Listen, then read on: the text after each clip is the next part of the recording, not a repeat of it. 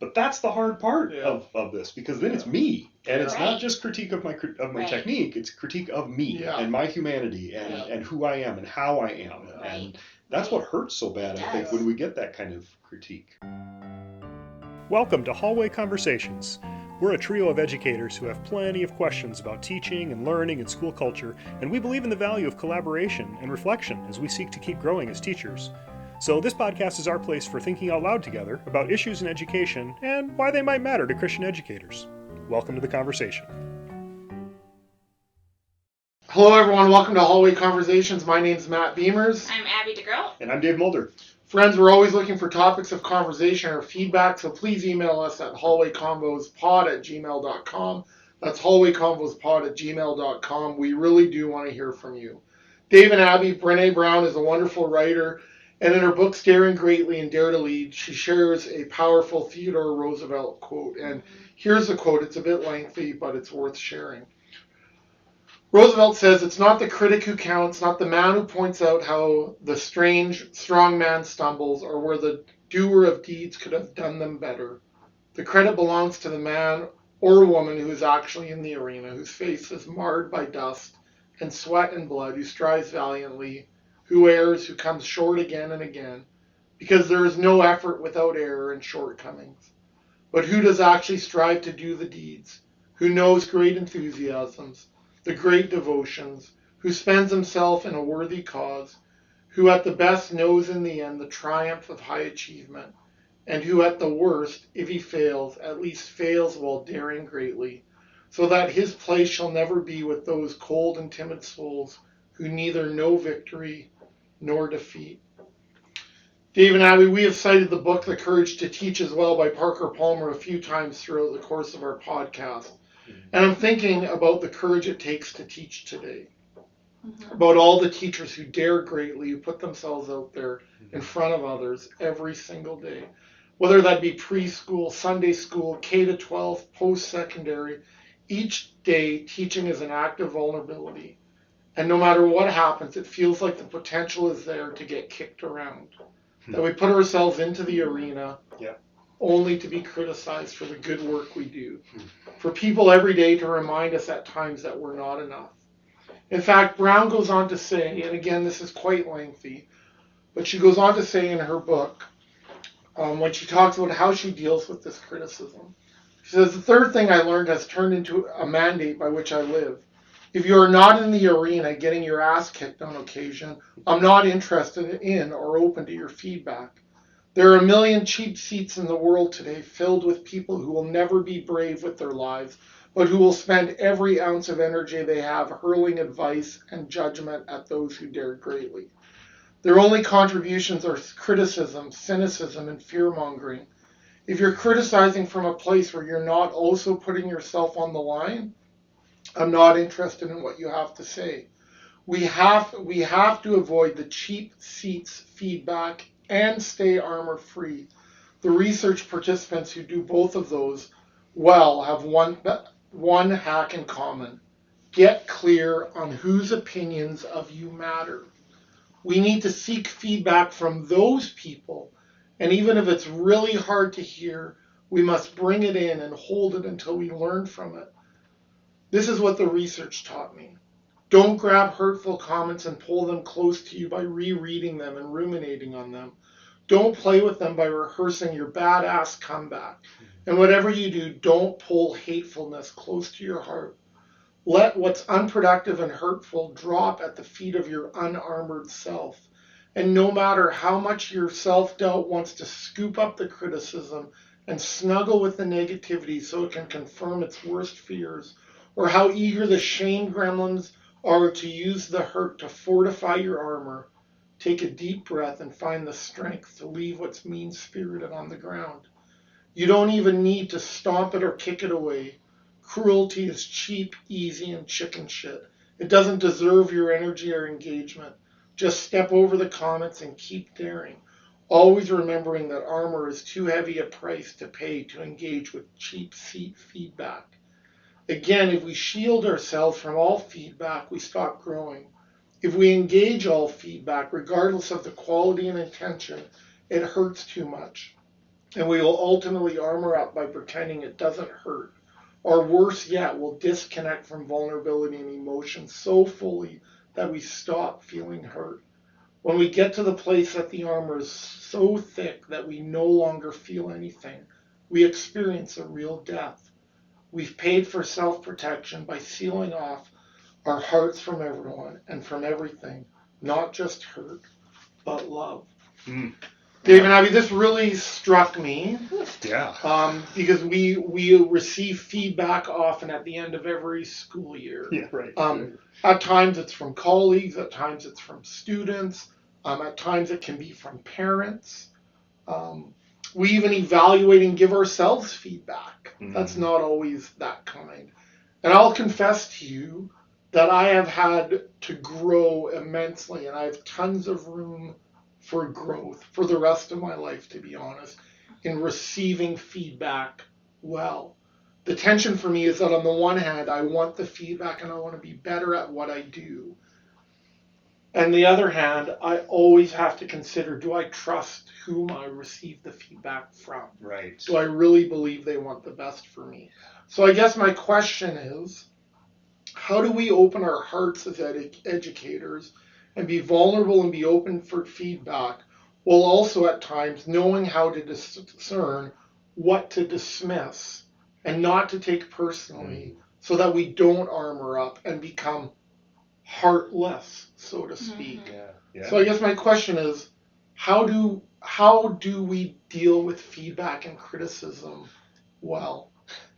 Just a bit of an easy, lighthearted question. But I'm thinking about this in the context of the school year wrapping up. And I know the three of us, and I'm sure this is true for many of our listeners, hey, it's the end of year, we're reflecting. Maybe we've gone through a teacher evaluation. Mm-hmm. Maybe we've gotten hard emails from parents. Maybe we've been reminded in different ways that we aren't enough, that we can be better, and that's true for all of us. Yeah. And that's hard sometimes. Mm-hmm. So can I ask either of you, how do you deal with feedback and criticism, and how do you balance that tension of taking it to heart and also knowing what to dismiss? Right. Well, the way you were framing that really, really hit me, right? Like that sense of I need feedback. Feedback is where you grow, and I suppose you don't need feedback if you're satisfied that you don't need to grow. But that's a problem too, I think, right? Like, that's its own issue. Right, that's right, because all of us can keep... Absolutely. Like, how do you ever master this arcane art of teaching? We can achieve proximity to mastery, but we can't ever master it. At least I believe on this side of glory we're never going to master what we're trying to do here, right? So, you're framing this question, I think, really well, Matt, that we have to get feedback, but how do you judge the quality of the feedback you're receiving, right? Like I always come back to at the end of the semester for us teaching higher ed, we always get ratings of instruction or students' impressions of our instruction, right? And it's anonymous, and it should be, because then students can feel more free to say what they really think. I understand that too, but like that, frankly, it hurts sometimes when I feel like I have to take a deep breath before I open those. Right? Yeah. Because I'm pouring myself out. Yeah, I absolutely have to be in the right headspace before I can engage with those reports. That's right. Mm-hmm. And even if I get 20 great comments like, "Hey, this course was great," whatever. Yeah. If I get one that's really sharp, and when I read it and I discern the truth of that, like what they're naming is true, that's the one. I can have 20 great comments, but the one that feels like this is just piercing, and that's what I do. I find myself armoring up, right? Like that's like I have to steel myself to be able to read this stuff even, right? Like, oh, that's hard. It is hard. Yeah. How about you, Abby? Like, how do you deal with criticism? How do you discern what to receive, even if it's hard? And are there times where it's okay to actually say that actually doesn't count? Yeah. I'm not gonna take that to heart. I think for me, part of my just who I am and my personality trait is I tend to be my own biggest critic. I tend to have a really good sense of, like Parker Palmer talks about an inner life, right? I am constantly reflecting and going over, and I mean, I drive home in silence a lot, right? Like, I have a 25-minute commute. Yeah. And I will often replay and rethink. And so I tend to have already processed on some level what people are going to give me as far as feedback. And that's just who I am.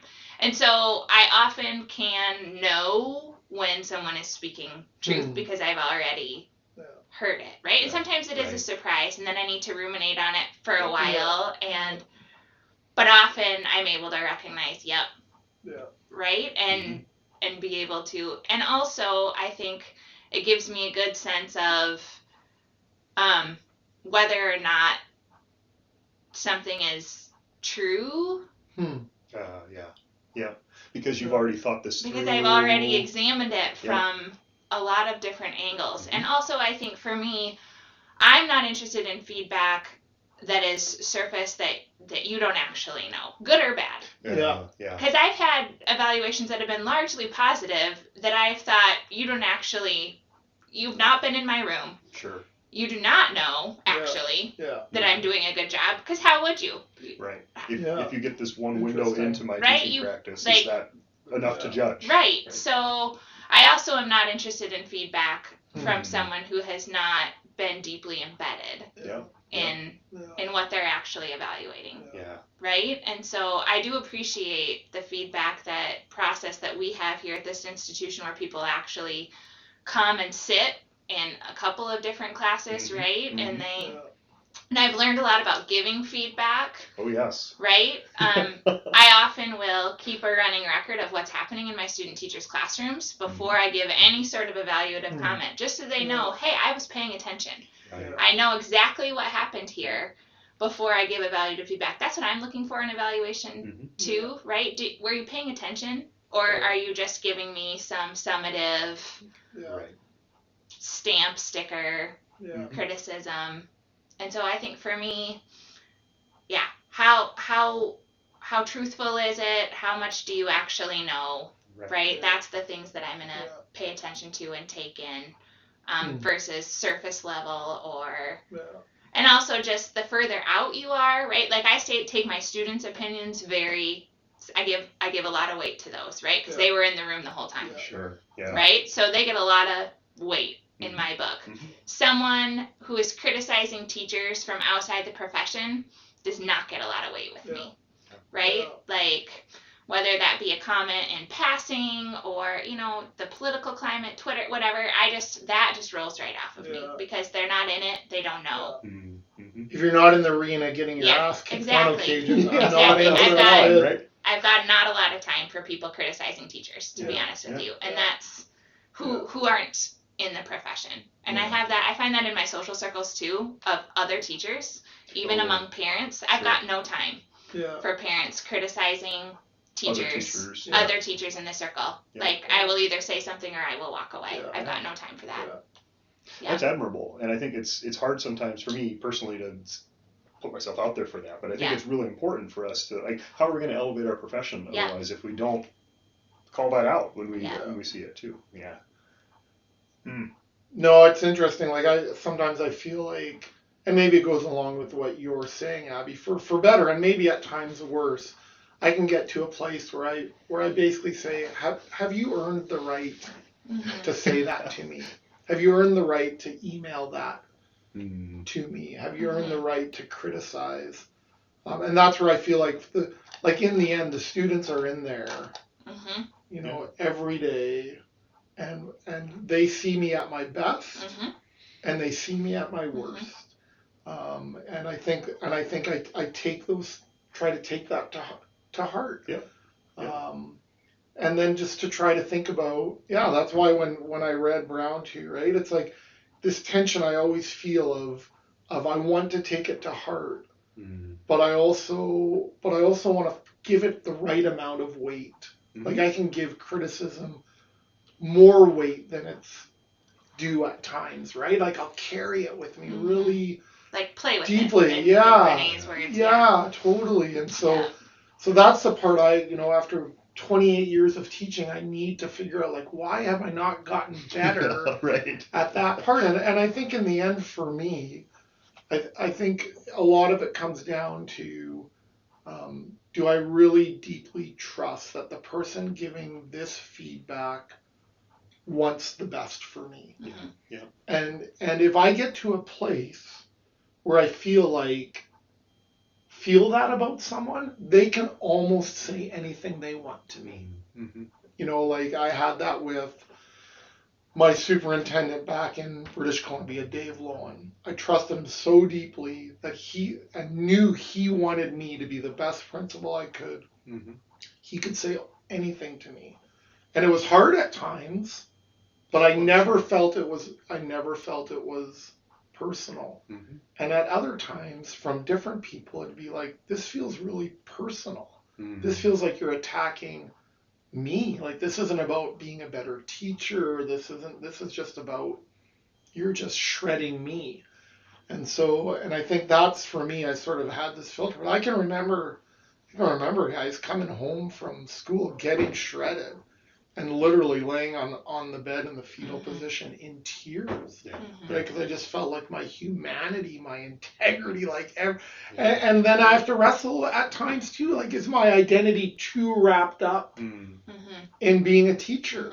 And I think that's the part where that's the challenge for me is to talk about, hey, like, do I know who I am truly before what I do? Right? And I think it's easy to get stuck when we take criticism too closely to heart at times, or we feel it too much. I can really get caught up in the I should be. And what would it look like for the starting place to be, no, like, this is who I am ultimately. Like, this, I am more than a teacher, right? Like, you may feel like I'm not enough as a teacher, but maybe the starting place is, how do I trust that I am enough as a child of God? But I get those two confused a lot. Well, and I think that's the challenge. And when we've talked about The Courage to Teach from Parker Palmer before and stuff, like, he talks so much about identity and how so much of our work as teachers really is ourselves out on stage. And that whole idea of, well, you can act like a teacher or you can be the teacher. And I believe that very deeply. Like, technique gets you so far and no further, right? If you're acting like a teacher, and then it just like the teacher shows up at some point. But that's the hard part of this, because then it's me, and it's not just critique of my technique; it's critique of me and my humanity and who I am and how I am, and that's what hurts so bad. I think when we get that kind of critique. Yeah, and I think, and part of it is, right, when you teach, and I believe this is true from preschool to post-secondary at this place, that you can't not love your students, right? You can't, at least I want that to believe that that's true, right? That you love the content, but you love your students. And you know, Brown talks about that, about anytime you love someone as a child of God, that also is in its own way vulnerable. You're like I sometimes think, oh, like, if all we had to do was teach content and not get involved with people's lives, right, it would be way simpler, but it would also be way less rich. Yeah. Well, and that comes back to the idea, if it's just technique, then I'm not worried about the people. Then I'm just like, am I doing the right moves to, you know, instill this content into their head somehow? And I've done my work, dust my hands off, and walk away. And and I think in K-12 especially, and I remember this from teaching, right? You've got people's kids, right? Yeah. Sitting in front of you every day too, and so there's a whole layer of, like, the parents and their perceptions and their limited. Speaking on behalf of of their own kids, and that can get really messy, and it can get personal, and it can get great. I mean, you've got grades, you've got like, it can be very. I think that's my harshest interactions maybe have been with not supervisors and not other teachers, but parents. And that's difficult to unwrap, right? To think through. Okay, they have a perspective. They want what's best for their kid. And as I do, and I try to, and it's that weird tension, right? Because I think about that. If I think, well, like, I know how I feel about my children. Exactly. Right, and so So, yeah, and that's the part where it's like, how do you balance all those and things? And I've also witnessed parent behavior that is completely unacceptable in any community, and especially in a Christian community, right? And so, how do you balance both of those things? For sure. Team, I just want to end here. Brené Brown ends this chapter by quoting C.S. Lewis, and again, I think she gets at this a bit near the end when she says, and I think I read this earlier, is when we get to the place where that the armor is so thick we no longer feel anything, we experience a real death. And I think my hope is that for all of us, we never get to that place. Yes, that's right. Right? That we find a way to discern what to hold true and actually what to release. And she says, no one captures the consequence of choosing that level of self-protection over love better than C.S. Lewis. And here's a Lewis quote I want to end with, and I offer it as an encouragement to the three of us and to the educators listening. To love at all is to be vulnerable. Love anything and your heart will certainly be wrung and possibly be broken. If you want to make sure of keeping it intact, you must give your heart to no one, not even to an animal. Wrap it carefully around with hobbies and little luxuries. Avoid all entanglements. Lock it up safe in the casket or coffin of your selfishness. But in that casket, safe, dark, motionless, airless, it will change. It will not be broken. It will be unbreakable, impenetrable, irredeemable. To love is to be vulnerable. And I think that's what we hope, right? Is that that for each of us in our own way, right, we continue to love, to take that risk every day, to be vulnerable, because I think we are trying to avoid that idea of to not love means you'll never have a broken heart, right? It'll never be unbreakable or impenetrable. Anyways, folks, we just want to say thanks for being here with us today. We know your time is valuable, whether it is this day, this week, this month, or this school year. We hope that the Lord gives you what you stand in need of, and we want to send you into this day with this blessing. May the road rise up to meet you. May the wind be always at your back. May the sun shine warm upon your face. The rains fall soft upon your fields. And until we meet again, may God hold you in the palm of his hand. Thanks for listening, everyone. Have a good day. This podcast was quite literally dreamed up during one of our actual hallway conversations. Our music is by Ethan Mulder. Hallway Conversations is an independent podcast created and produced by Matt Beamers, Abby DeGroat, and Dave Mulder. Thanks for listening. Clean your room. Do your laundry. Come on, kids. One basket, seriously. One basket. Just don't ride on the floor when I ask you to do it. That's all I'm asking. We've given you life. That's all I'm asking. And we're taking you to the pool. Yeah. Home cooked meals, transportation to where all of your things. Just one. We don't charge you rent. Just one basket of laundry.